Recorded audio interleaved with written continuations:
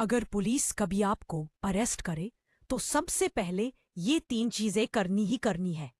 Most Indians को पता ही नहीं होता। पहला, रीजन पूछो। पुलिस आपको बिना रीजन बताए अरेस्ट नहीं कर सकती।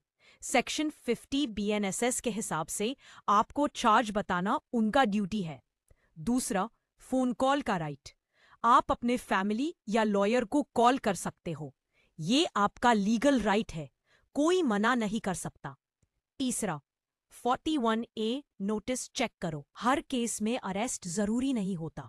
काफी केसेस में पुलिस को पहले 41A नोटिस देना पड़ता है। अगर नोटिस की जगह सीधा अरेस्ट किया जा रहा है, तुरंत ऑब्जेक्ट करो। याद रखो, अरेस्ट होता है, क्राइम प्रूव नहीं होता। अपने राइट्स जानो और इसी तरह के पावरफुल लीगल टिप्स के लिए चैनल फॉलो कर लो। Regards, advocate Neetu.